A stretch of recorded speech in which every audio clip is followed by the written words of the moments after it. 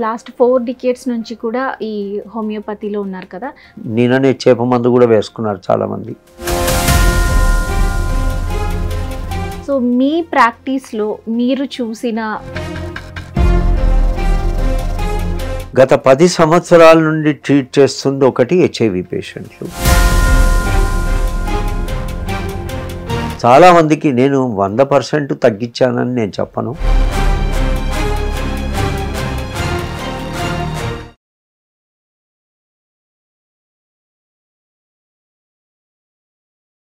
Sir ఇప్పుడు మీరు last 4 decades నుంచి కూడా ఈ హోమియోపతిలో ఉన్నారు కదా. సో మీ ప్రాక్టీస్లో మీరు చూసిన ది మోస్ట్ కామన్ ఆర్ ఫ్రీక్వెంట్గా వస్తూ ఉండే వ్యాధి ఏమై ఉంటుందంటారు? ఫ్రీక్వెంట్గా అని చెప్పడం అంటే కొంచెం కష్టమే, కానీ ఇప్పుడు మీరు అడిగిన ఫస్ట్ క్వశ్చన్కు రెస్పిరేటరీ డిసీజెస్ అవి కామన్గా వస్తుంటాయి. హైదరాబాద్ నిన్ననే చేప మందు కూడా వేసుకున్నారు చాలామంది, లక్షల మంది. So Hyderabad is known for it.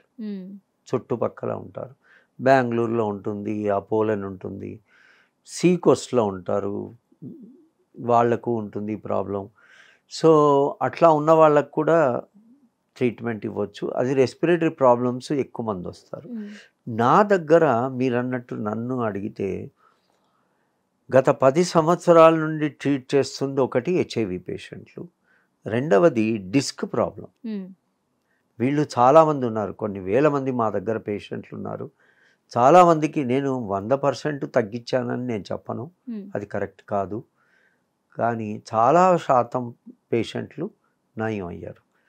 వాళ్ళు హాయిగా షటిల్ కూడా ఆడుతున్నారు, వాళ్ళ పని వాళ్ళు చేసుకుంటున్నారు. లంబార్ డిస్క్ సిండ్రోమ్ కానీ ప్రాబ్లమ్స్ కానీ, సర్వైకల్ డిస్క్ ప్రాబ్లమ్స్ కానీ, ఇవి సాధారణంగా మన హైదరాబాద్ నిండా ఐటీ ఇండస్ట్రీ. వాళ్ళు ఇలా కూర్చొని కంప్యూటర్ ముందు 12 గంటలు ఉంటారు. ఉంటే ఆ పాస్చరల్ ఆక్యుపేషనల్ ప్రాబ్లమ్స్లో వాళ్ళకి నడుం నొప్పి కానీ మెడ నొప్పి కానీ కామన్గా వస్తుంది. ఈ మౌజ్ వాడతారు ఈ మోచేయి దగ్గర, ఈ ప్రాబ్లం వస్తుంటుంది. సో ఇవన్నీ ఆక్యుపేషనల్ ప్రాబ్లమ్స్, కానీ వాటిని ఆక్యుపేషన్ వదిలేడుగా. ఉద్యోగం మానేయంటే మీ దగ్గర చేరుతాను సార్ డబ్బులు ఇవ్వండి అంటాడు. అట్లా కాకుండా మందులతో అది తగ్గించేయచ్చు. దానికి కొన్ని రకాల సివియర్ కేసెస్లో ఆపరేషన్లు ఒకవేళ ఇన్ఎవిటబుల్ అయినా సాధ్యమైనంత మట్టుకు ఆపరేషన్ లేకుండా ఆపరేషన్ చేసుకున్న వాళ్ళు కూడా మళ్ళీ తిరిగి వస్తారు. డిస్క్ ప్రాబ్లం పేషెంట్లు చాలామంది ఉన్నారు. వాళ్ళను గమనిస్తూ చూస్తుంటే నాకొక్కటి మందు మాత్రం హోమియోపతిలో ప్రతి హోమియోపతి వైద్యుడు మర్చిపోకుండా ఇవ్వాలి అనిపిస్తుంది, ఏంటంటే ఆర్నికా. ఇది ఇంకా మిగతావన్నీ కూడా అన్ని మందులు ఇవ్వచ్చు, అందులో రకరకాలు ఉంటాయి మందులు. ఈ సయాటికా ఉండి వెనకాల బాగా స్టిఫ్నెస్ వస్తుంది అన్నారనుకోండి, గ్వాయకము ఆర్ కాస్టికం మంచి మందులు. తిమ్మిరి మొద్దుబారుతోంది, నా చెప్పులు కూడా జారిపోతున్నాయి, నాకు తెలియట్లేదు స్పర్శ అని అంటే నెఫాలియం మంచి మందు. ఇట్లా ఒక్కొక్క రకం, అందులో రస్టాక్స్ ఉంది, లైకోపోడియం ఉంది, లాక్సిస్ ఉంది, ఇవన్నీ హోమియోపతి మందులు. ఒక హోమియో వైద్యుడు పూర్తిగా లక్షణాలని అవగాహనలోకి తీసుకొని దాని ప్రకారం మందును నిర్ణయించి దాన్ని కొన్ని రోజులు కొన్ని నెలలు కంటిన్యూస్గా ట్రీట్మెంట్ ఇవ్వాల్సిందే. ఇది ఒక క్రానిక్ డిజీజ్. ఇది అక్యూట్గా ఈరోజు నడుము పట్టుకొని వచ్చింది అంటే అది వేరుంటుంది.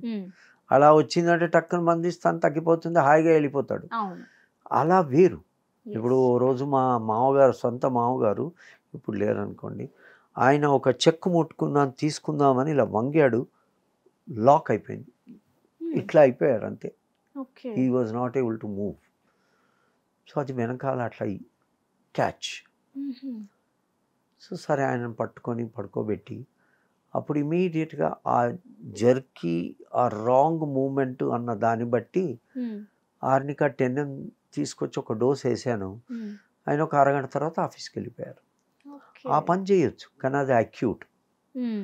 ఇంతకుముందు నేను చెప్పిన డిస్క్ ప్రాబ్లం వాళ్ళు క్రానిక్, వాళ్ళకి అది చాలా రోజుల నుండి ఉంటుంది. కొంతమందికి అయితే డిస్కెక్టమీ చేయించుకొని వచ్చిన వాళ్ళు కూడా ఉంటారు.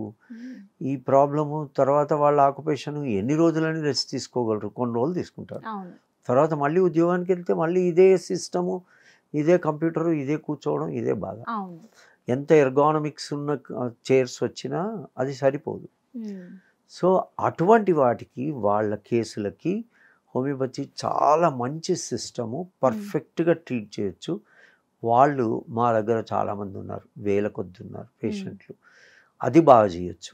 మీరు అడిగిన వాళ్ళలో క్రానిక్ ఎక్కువ మంది వస్తున్నారు అని అంటే first respiratory, second HIV AIDS పేషెంట్లు, థర్డ్ డిస్క్ ప్రాబ్లమ్స్, ఇవి చాలా వస్తున్న కేసెస్. అయితే skin problems, gastro intestinal tract, brain problems, psychiatrics problems ఉన్నవాళ్ళు ఈ మధ్య కాలంలో unfortunately, which I say unfortunately, చాలామంది పిల్లల్ని తీసుకొస్తున్నారు తల్లిదండ్రులు. Autistic or ADHD or mentally retarded children చాలామంది వస్తున్నారు. వాళ్ళని చూస్తుంటే బాధేస్తుంది. తల్లిదండ్రులకు ఇక ఇంకేం లోకం లేదనిపిస్తుంటుంది వాళ్ళకు. వాళ్ళు పాపం చాలా కష్టపడతారు, చాలా సహకరిస్తారు, చాలా చేస్తారు. ఏ కర్మో ఏమిటో తెలీదు. సో వాళ్ళు కూడా చాలామంది ఇంప్రూవ్ అవుతారు. బెనిఫిట్ వచ్చిన వాళ్ళు ఉన్నారు. అట్లా చాలామందిని చూశాను. పేషెంట్లను ట్రీట్ చేస్తుంటే ఒకటే నేను ప్రతి తల్లిదండ్రికి చెప్పింది ఫస్ట్ డేనే ఏం చెప్తానంటే, మీకు పాప ఉంది, మాకు పాప ఉంది అనుకోండి. మా పాపకు ఇటువంటి ఏదో ప్రాబ్లం ఉంది, ఏడిహెచ్డియో ఆటిసమో ఏదో ఉంది. మీ పాప మా పాప ఒకే ఏజ్ అనుకోండి. అంటే మీ పాప గ్రోత్ కరెక్ట్గా వస్తుంటుంది, మా పాప గ్రోత్ స్లో ఉంటుంది. నేను మందులు ఇస్తాను, బాగవుతాడు. కానీ మీ పాప గ్రోత్ నార్మల్ కాబట్టి ఇంత ఫాస్ట్ వెళ్తుంది.